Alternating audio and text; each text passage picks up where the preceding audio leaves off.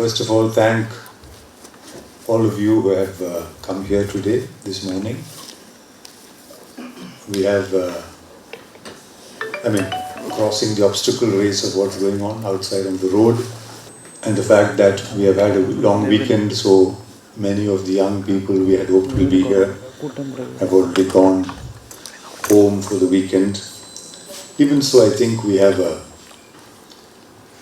engaged audience. We are here, as you know, to remember Kumar Shahani. Remember may be too strong a word, because Kumar just left us less than a month ago. And the absence is still, I think, to be really felt in many ways.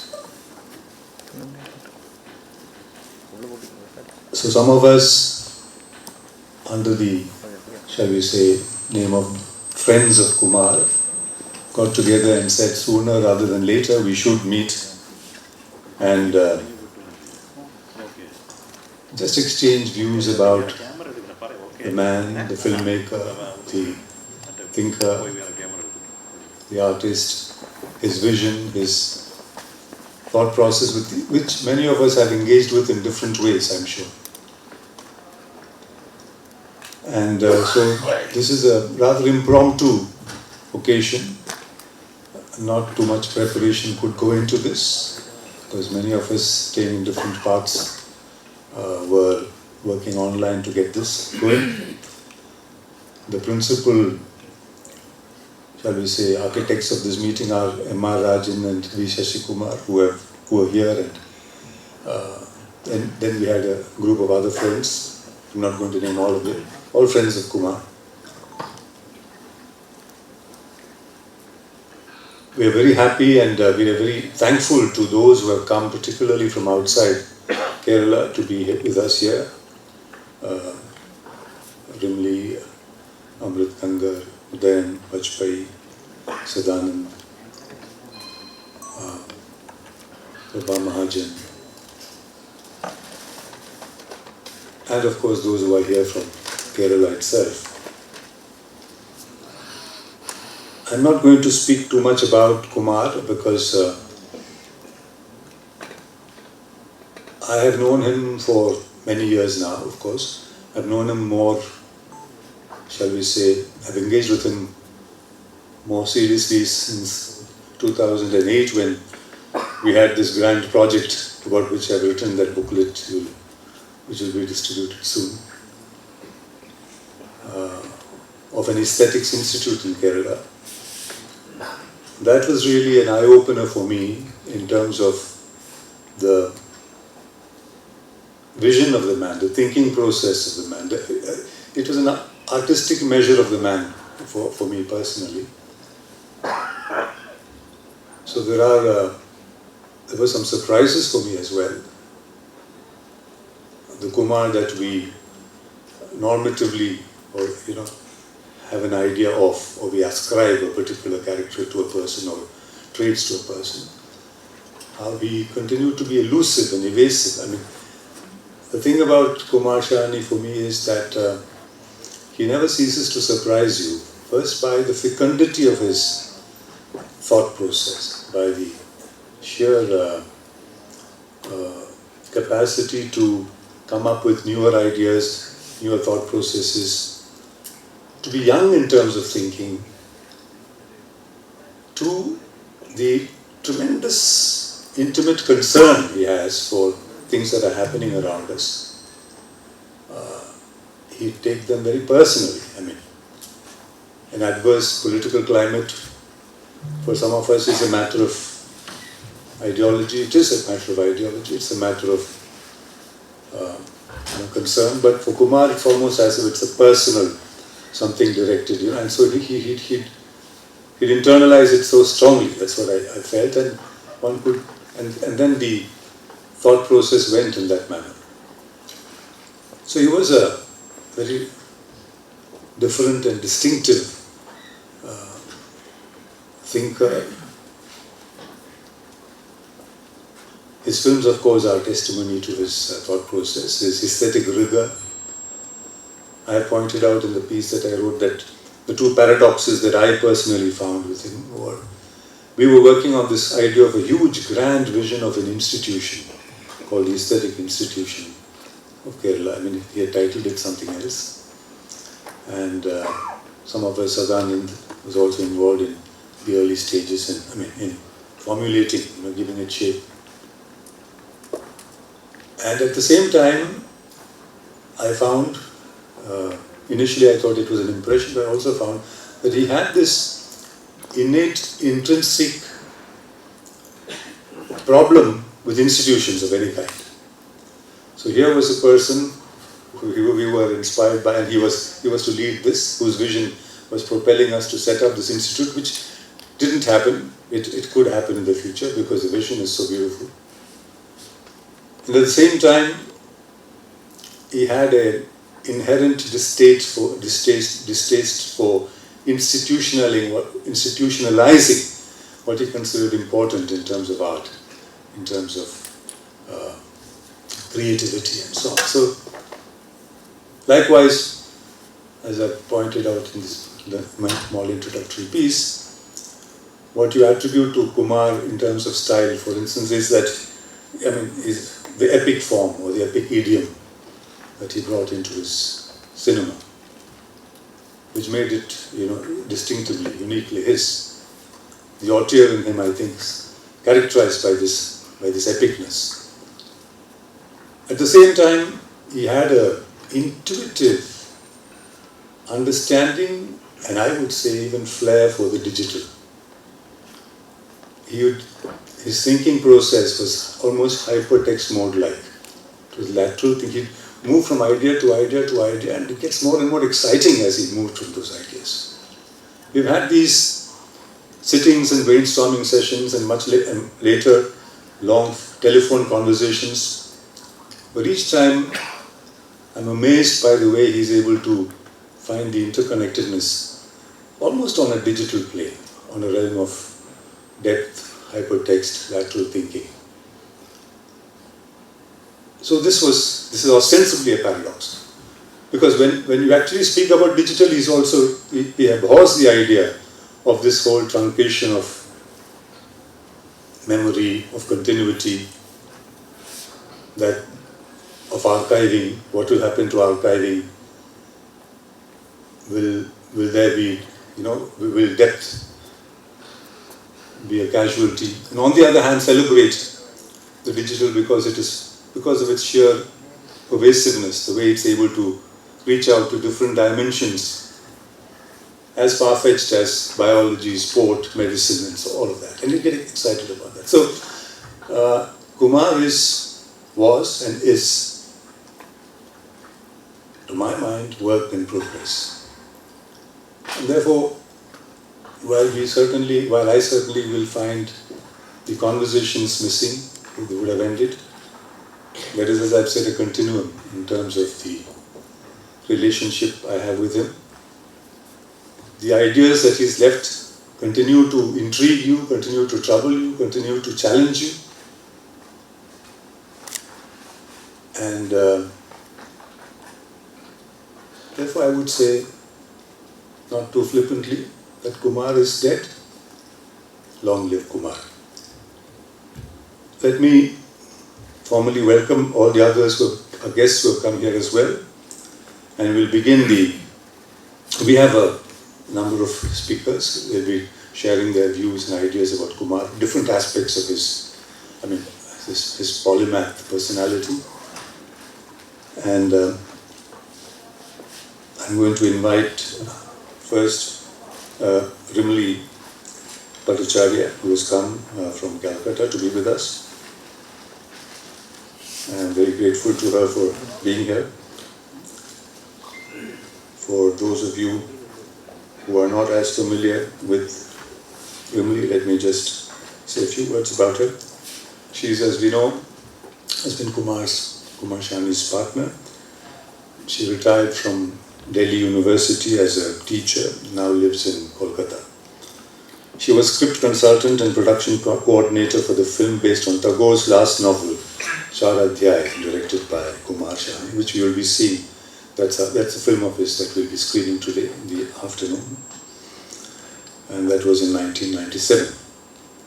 She is the author of Binodani Dasi's My Story and My Life as an Actress, 1998.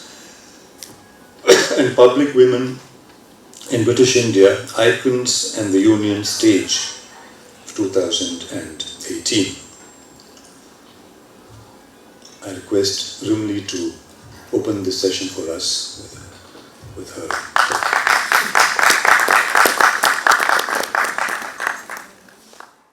Wonderful filmmaker and friend that is happening through Shashi and other friends. Share with us that I am here. I could able to say what Shashi just said a little time ago about yes, this is a part of celebrating what I say. It's not celebrating, it is a kind of remembering our great friend Kumar Shahani.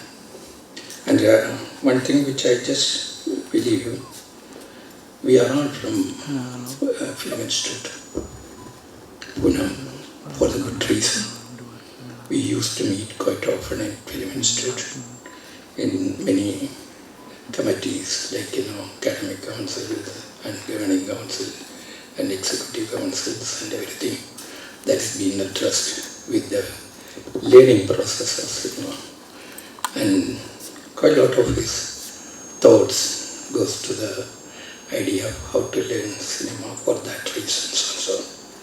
And he passed out quite earlier than mine position there. But fortunately, one good thing which I learned from the Film Institute that the FTI graduates, even now, after a certain period, like, I passed out in 74, now you know that it is more than 60 years later, still the people are passing out and then giving enough strength to the cinema also.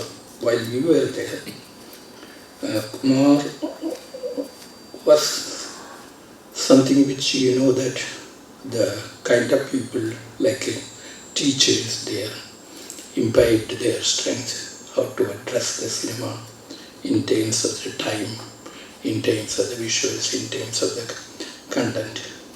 Where I know that they are the people who really, according to me, they diffused the idea of the region.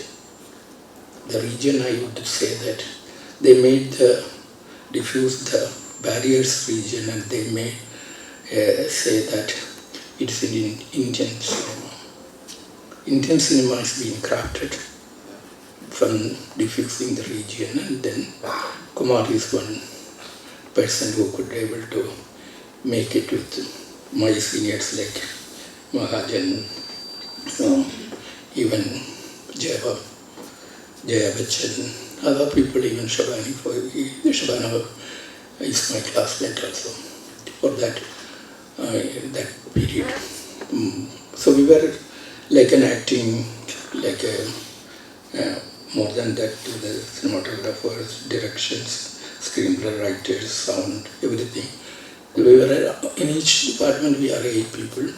Probably one year we have almost 56 intakes from the different disciplines, and then we work together, we meet together.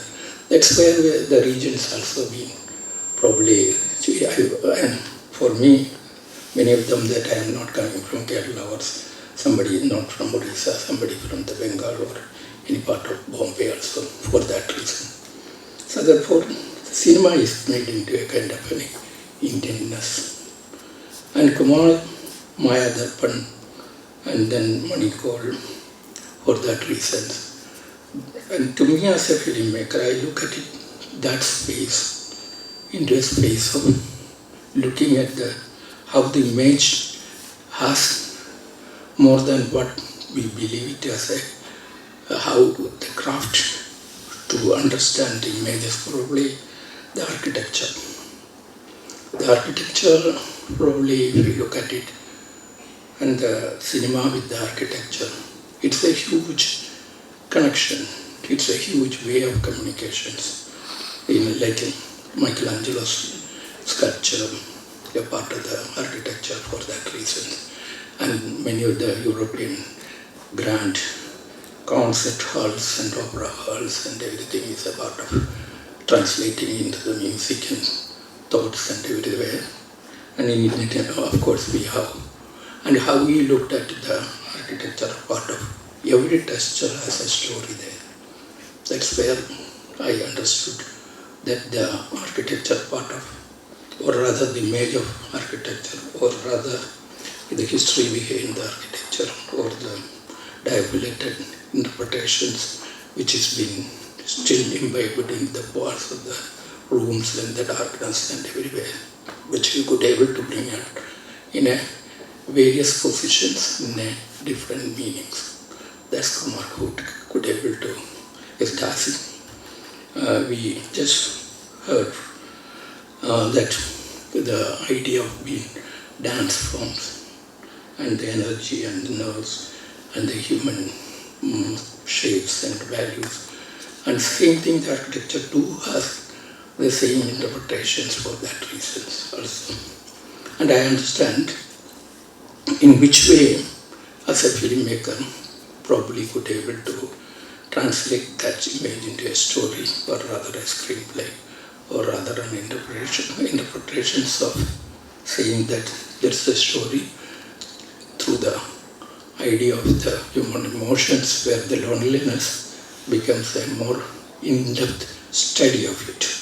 And that's where the Kumar could able to bring out even his ideas of these thoughts in lonely part of it, which I think it has been expressed in such a various shades, and the darkness also has various shades of the black, the same way the emotions, and connecting with the vastness and bigness and lonely part of it, like in a big cathedral, one man praying for the God has a different image or a different way of looking at emotionally also. That's what you could able to bring the emotions as interpretations of a hugeness.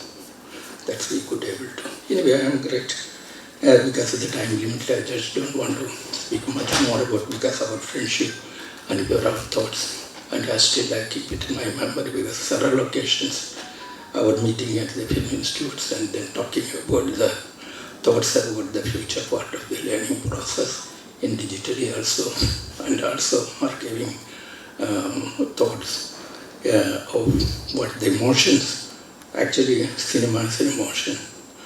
Emotions has to be archived. It has time. In 1920, emotion is totally different from the current time. So it has been archived. And that's where, which I understood that we need, it's a how like a painting, like a painting of any reputed painter, like even Mona Lisa for that thing. Everybody says that the smile part of it. What is the connection with the smile and the painter? There's a lot of chemistry between the energy between the person who draws and the person in front of it. That's the cinema, and that is the idea of cinema for our friend. And probably that's the remembrance of Kumar Shahani for me. Thank you, Shashi, for doing this such a wonderful thought, and you being the main person behind the whole thought. I congratulate you for the whole thing. And where we are, as Sashi said, the part of it, we could say that being there, being with you, is my pride also. Thank you for that.